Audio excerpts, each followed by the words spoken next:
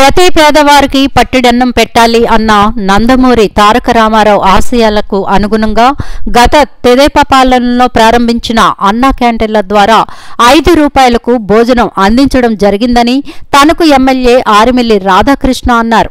ఈ సందర్భంగా ఆయన మాట్లాడుతూ దురదృష్టవశాత్తు 2019లో వచ్చిన జగన్మోహన్ రెడ్డి కక్షపూరిత ఆలోచనలతో అర్ధాంతరంగా అన్నా క్యాంటీన్లను మూసివేశారని, తిరిగి మళ్లీ ప్రతి పేదవాడికి 5 రూపాయలకే భోజనం అందించాలని ఒక ఆశయంతో ఆగస్టు 15 నుండి రాష్ట్ర వ్యాప్తంగా 183 అన్నా క్యాంటీన్లను ప్రారంభించడం జరుగుతుందని, దానిలో భాగంగా తణుకు పట్టణంలోని మరలా అన్నా క్యాంటీన్ ప్రారంభించడం జరుగుతుందన్నారు.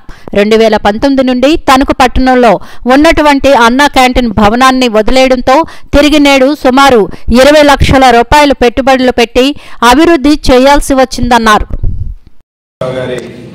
ఆశయం ఏదైతే ఉందో ప్రతి పేదవానికి పట్టిడన్నం పెట్టాలనేది ఆ రోజు స్వర్గీయ నందమూరి తారక రామారావు గారు ఆలోచనలో ఉండేది.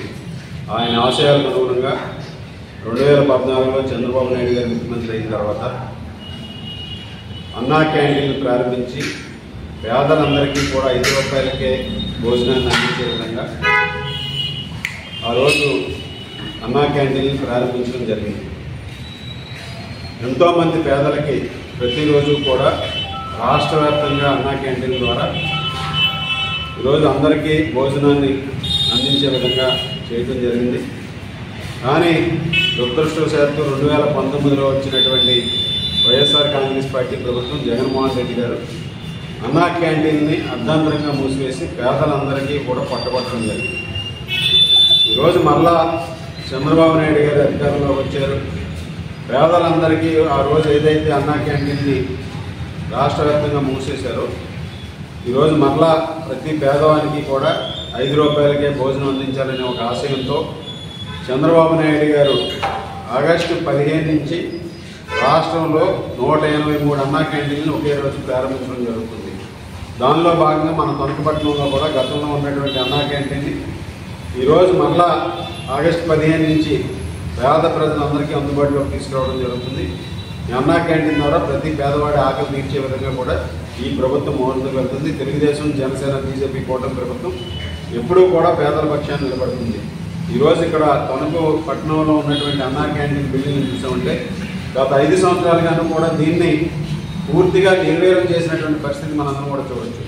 ఈ బిల్డింగ్ మళ్ళా రిపేర్ల కోసం, మళ్ళీ ఈ బిల్డింగ్ని మళ్ళీ పూర్వస్థితికి తీసుకురావడం కోసం దాదాపు 20 లక్షల రూపాయలు ఖర్చు పెట్టవలసినటువంటి పరిస్థితి ఏర్పడింది.